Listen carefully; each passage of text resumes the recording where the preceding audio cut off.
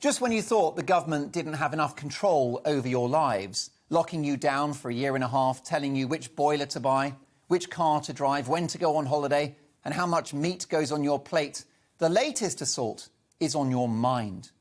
The so-called online safety bill seeks to criminalise any materials shared on the internet which may offend others, which is a hellishly dystopian idea that offends me mightily.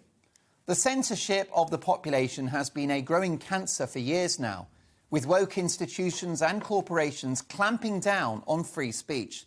But now, control of what you think and say will be at the discretion of Her Majesty's government and a meat-headed cop in a control room deciding whether your tweet is a joke, fair comment or hate.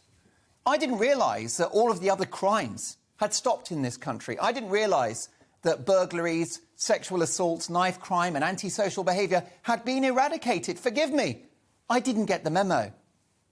Censorship is everywhere and soon it will be law.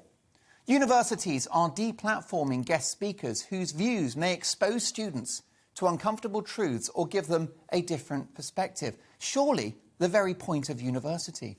Book publishers are hiring sensitivity readers, professionally woke editors whose job it is to read manuscripts of books, to find troubling passages and have them removed.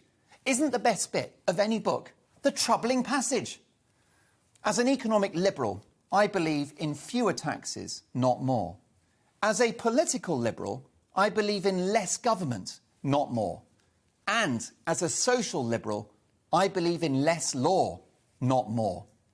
Are you telling me that our courts and our judicial system aren't already clogged up with far more pressing cases like murder and drug crime, rather than a comedian that's written a close-to-the-knuckle joke or a journalist with a lively and provocative take on the big news story of the day?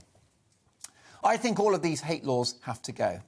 If someone stalks you, harasses you, threatens violence or, God forbid, attacks you for who you are or what you've said, we have laws in place to make sure that those people are apprehended and, in serious cases, locked up, and rightly so.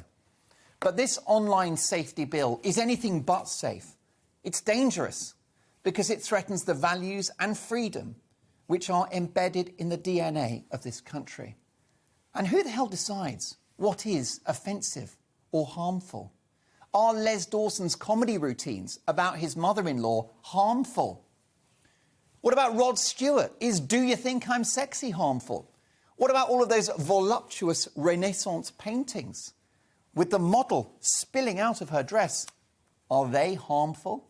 Perhaps it's time to put Michelangelo into the dock. Britain's great success throughout its history has been its openness, its creativity, its inclusivity and its freedom. A nation of shopkeepers and entrepreneurs, Britain has always been a free market economy supercharged in the 1980s by Margaret Thatcher's economic revolution. It's been a haven for the borderline pornographic genius of D.H. Lawrence, the horrifically entertaining murder scenes in Shakespeare, the delicious unapologetic sexism of the Rolling Stones and the revolutionary zeal of the Sex Pistols. The woke takeover of our institutions, universities, the media and big corporations means that people tragically are already self-censoring. And we're currently losing the fight to preserve what this country is all about. People in the workplace, for example, are keeping quiet about their views on lockdowns, on the COVID vaccine, on Brexit or on Boris, all for fear of criticism, attack or even the fear of losing their job.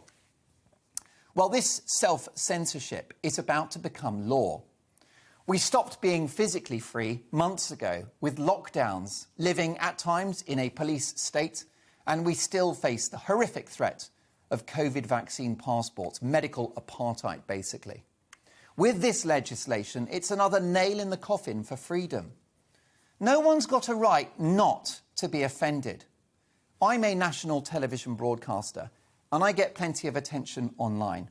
Almost all positive, I'm grateful to say, but occasionally negative too. It goes with the job. I was called a Tory twat online recently. Well, two things. Firstly, I'm not a Tory. And secondly, whether I'm a twat or not is the judgment of you, my amazing audience. I get called a numpty, an idiot, dangerous, heartless, hypocritical, stupid and wrong. I get lanky fool, dickhead, plank, loser and waste of space. And my personal favourite, a recent one, curly comb over. It's all real, I promise. And each and every one of those individuals is entitled to their view. And they're entitled to say those things. Because I'm on the box every night, ranting and raving, sharing my views. Why shouldn't you have yours? I'm in the public eye, and you have to accept the gig and take the rough with the smooth. It's just simply a digital version of what people used to write on the walls of a public lavatory. Now, delightfully, most of those people who make these remarks about me and about the show are responding to the show because they're watching. And it's great to have them on board. It's a broad church, this programme. You disagreeing with me is healthy. It's what I want. I love it. Serious harassment and physical threats are a no-go.